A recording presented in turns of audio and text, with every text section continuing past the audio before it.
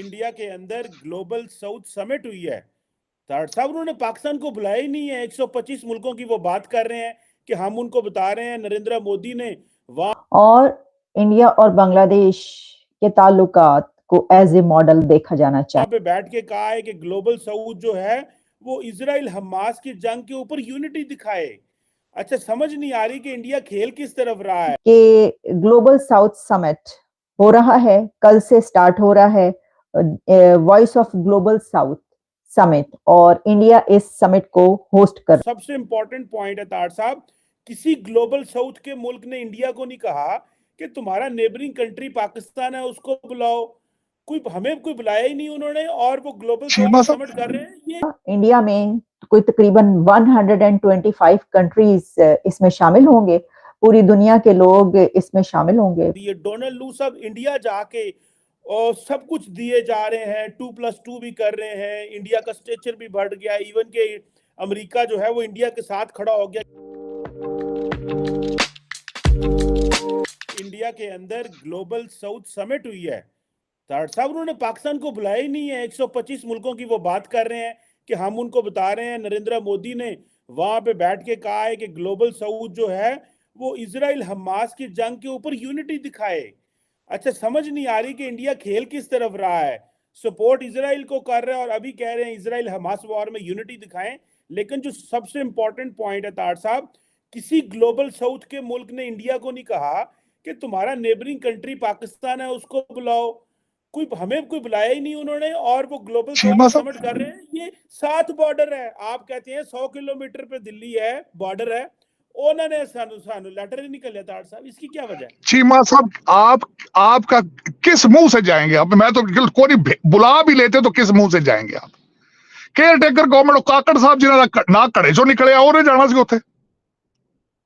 और दूसरी सबसे बड़ी बात है, किस मुंह से जाते आप? ना को खरीदने की चीज ना खरीदने के लिए को आपके पास पैसे हैं, ना बेचने के लिए कोई प्रोडक्ट है। ऑफर क्या करेंगे आप उनको? दुनिया में आप जाते हैं रेसिप्रोकल बेसिस पे, बाइलैटरल चीजों में क्या चीज बेचेंगे आप? क्या करेंगे आप? कोई धोखा, फराड, कोई दहशतगर्दी की बेचोगे तुसी उन्हें आगे? How long you can do that?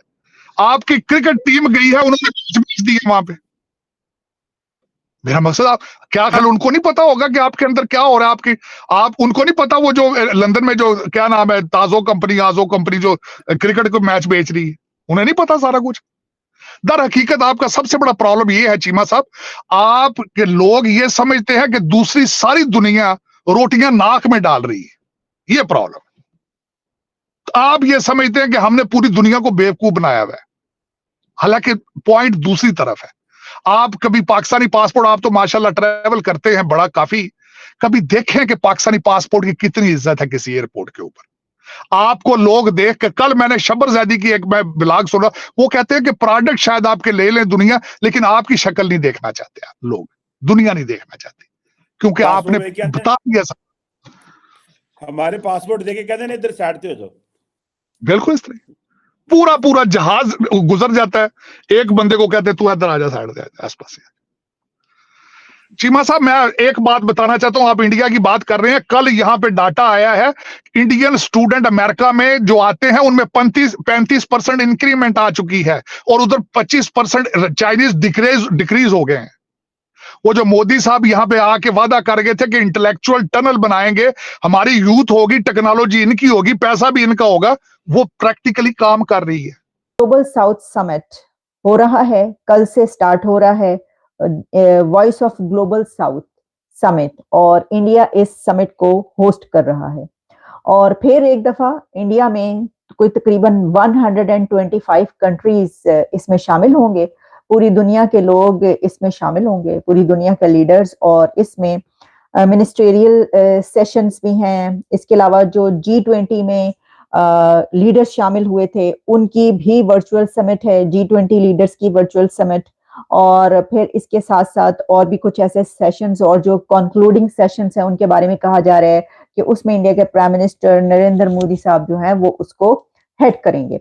अच्छा, अब ये जो साउथ की आवाज है ना, global south, the voice of global south, ये बनना कोई इतना आसान नहीं है। इसकी वजह यह है कि ये कोई एक कंट्री सिर्फ नहीं चाहता कि वो ग्लोबल साउथ की आवाज बने, इसमें इंडिया तो ग्लोबल साउथ की आवाज कहता ही है कि वो है, लेकिन चाइना की भी ये एक रेस है, खास तौर पर चाइना और इंडिया के बीच। चाइना की कोशिश ये है कि जो कंट्रीज हैं उनको अपने हाथ में ले, जैसा कि हमने पहले भी कई दफा ये बात की कि अफ्रीका में जो है, जहां चाइना की काफी पहले से बहुत प्रेजेंस है, वहीं पर इंडिया ने बाद में जाकर जो अपनी बड़ी जबरदस्त प्रेजेंस जो एक शो की और अपना वहां पे जो है एक नाम और काम। कहने का ये मतलब है कि साहब भारत ने गठजोड़ कर लिया है अमेरिका के साथ और वेस्टर्न देशों के साथ, पश्चिमी देशों के साथ, कि किसी तरीके से चाइनीज को रोके ये लोग। और क्योंकि जाहिर सी बात है कि भारत का एक अपना पॉपुलेशन का साइज है, एक इकोनॉमी है, इसलिए भारत एक किरदार प्ले कर रहा है। मैं अनवरुल हक काकड़ साहब को एक बात बताता चलूं कि 1962 की जो लड़ाई थी हमने चीन के साथ लड़ी थी, उस समय कोई क्वाड नहीं था, कोई क्वाड प्लस नहीं था। 1967 कोई क्वाड नहीं था, कोई क्वाड प्लस नहीं था। तो हमारे जो चाइनीज के साथ प्रॉब्लम्स हैं वो आज के नहीं, वो 60-65 साल पुराने हैं। मुझे लगता है कि काकड़ साहब की हिस्ट्री, उनकी जो तारीख की स्टडीज़ हैं वो काफ़ी कमज़ोर हैं। एंड इस पे भी मुझे कोई सरप्राइज़ नहीं है। ऐसा नहीं कि मुझे कोई आश्चर्य है, कोई अचंबा है कि यार पाकिस्तानी है, वेल इन्फॉर्म तो होना चाहिए। ऐसी कोई गलतफहमी या खुशफहमी मुझे नहीं है।